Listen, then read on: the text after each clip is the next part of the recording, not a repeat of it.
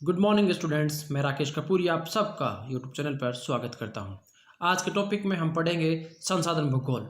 संसाधन भूगोल मानव भूगोल की एक बहुत ही महत्वपूर्ण शाखा है, जिसमें पृथ्वी तल पर पाए जाने वाले विभिन्न प्रकार के संसाधनों के वितरण और उनकी विशेषताओं का अध्ययन किया जाता है। आज इस लेक्चर में हम पढ़ेंगे कि संसाधन का अर्थ क्या होता है, इसकी परिभाषा क्या है, संसाधन बनते कैसे हैं, इन सब चीज़ों के बारे में हम बात करेंगे। सबसे पहले संसाधन की अवधारणा क्या है, द कंसेप्ट ऑफ रिसोर्सेज क्या है। वास्तव में संसाधन अंग्रेजी भाषा के रिसोर्स शब्द से बना है। रिसोर्स शब्द से बना है जिसका पर्याय होता है, या जो रिसोर्स शब्द दो शब्दों री और सोर्स। री का मतलब होता है पुनः, दोबारा से, और सोर्स का मतलब उपाय या साधन, यानी कि प्रकृति में उपलब्ध वे साधन जिन पर कोई जैविक समुदाय लंबी अवधि तक निर्भर रह सके तथा पुनर्निर्माण की क्षमता हो। यहाँ पर दो चीज़ें आपने देखी। रिसोर्स शब्द जो है वो वास्तव में अंग्रेजी भाषा का शब्द है, जो दो मुख्य शब्दों से बना है, री और सोर्स। री का मतलब होता है पुनः, दोबारा, पुनः, और सोर्स का मतलब होता है उपाय या साधन।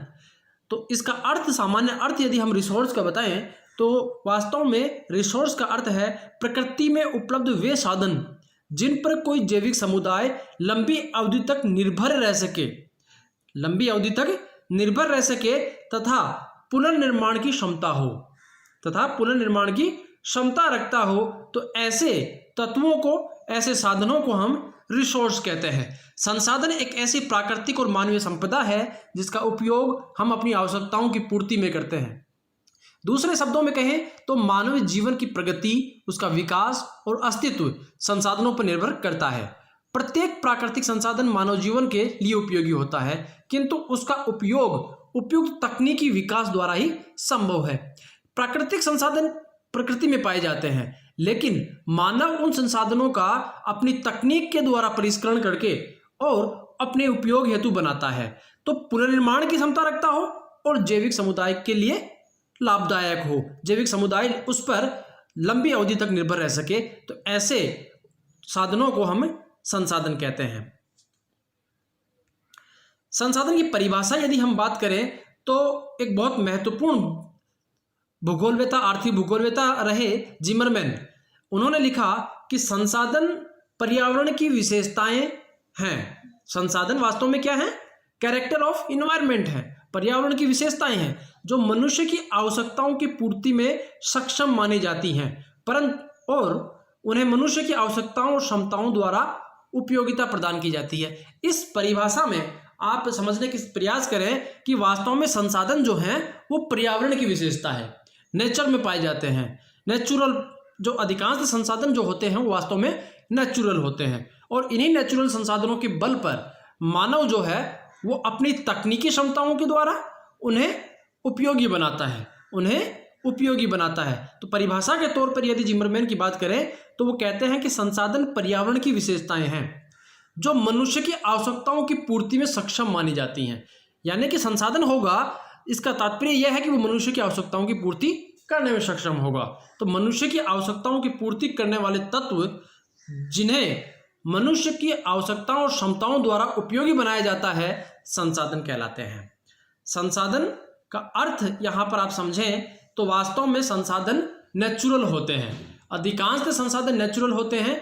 मानव उन्हीं संसाधनों को अपनी तकनीक की क्षमताओं के द्वारा और अपनी आवश्यकताओं के अनुसार उपयोगी बनाता है, उपयोगी बनाता है।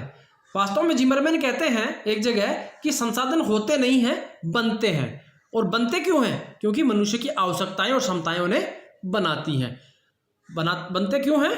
क्योंकि मनुष्य की आवश्यकताएं और उसकी क्षमताएं उनको उपयोगिता प्रदान करती हैं। वास्तव में कोई भी संसाधन तभी संसाधन होगा जब वह मानवीय आवश्यकताओं की पूर्ति करता हो और मानव के पास उस संसाधन की को उपयोग करने की क्षमता हो, उपयोग करने की क्षमता हो। तो हम कह सकते हैं कि वास्तव में यह एक संसाधन है, वास्तव में यह एक संसाधन है। यहाँ पर एक कोट आप याद रखें, यीट्स महोदय ने लिखा था कि संसाधनों को आप किस रूप में बनाना चाहते हैं वैसे ही बन जाते हैं। संसाधनों को आप किस रूप में बनाना चाहते हैं वैसे ही वो बन जाते हैं, ये लिखा था यीट्स महोदय ने। यीट्स महोदय ने संसाधनों को आप किस रूप में बनाना चाहते हैं वैसे ही वो बन जाते हैं। वास्तव में संसाधन बनते हैं मनुष्य की आवश्यकताओं और उसकी तकनीक क्षमता के बल पर। कोई भी संसाधन तब तक संसाधन नहीं है जब तक वह मानव के लिए उपयोगी नहीं है और मानव के पास उससे अपने उपयोग हेतु क्षमता नहीं है। यदि उपयोग करने के लायक मानव के पास क्षमता नहीं है तो कोई भी तत्व वास्तव में संसाधन नहीं बन सकता।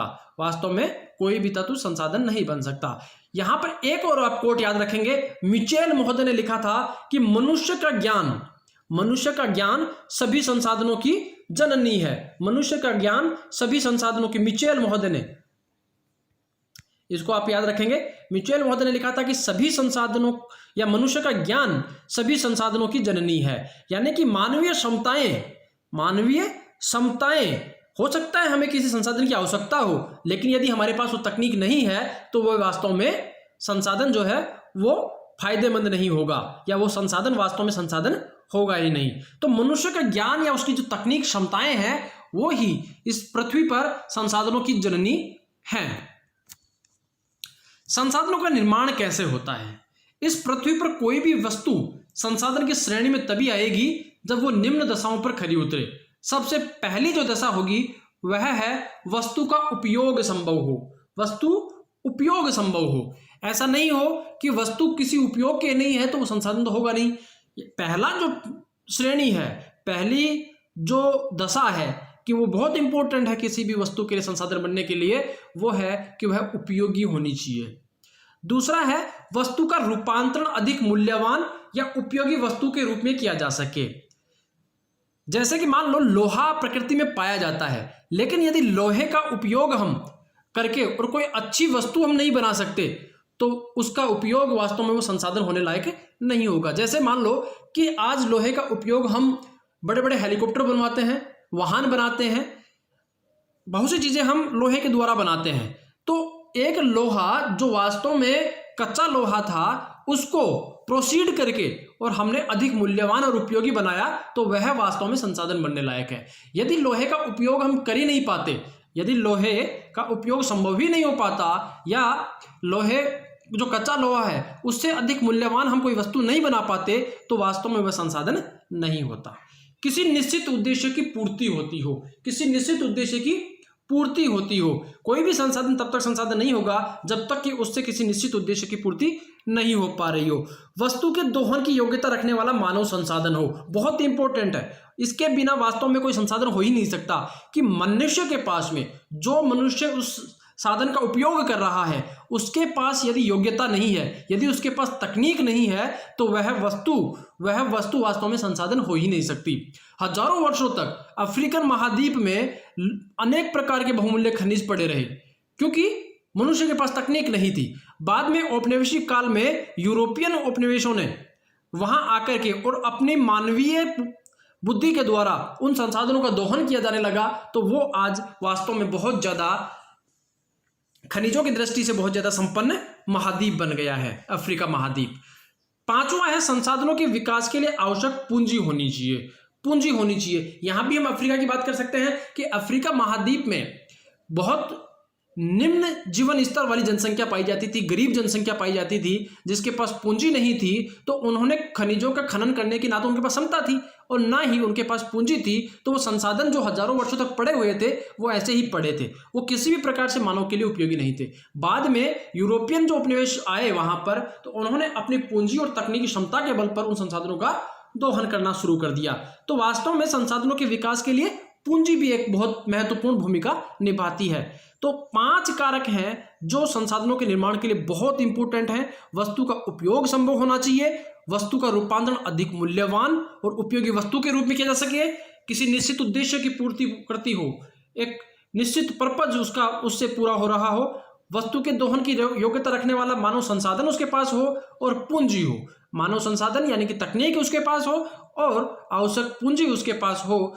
जहां पर ये सब पांचों चीजें मिल जाती हैं, किसी तत्व पर, किसी साधन पर इफेक्ट करती हैं, तो वो वास्तव में संसाधन बनता है और मानव उसका उपयोग करता है। धन्यवाद आप सबका।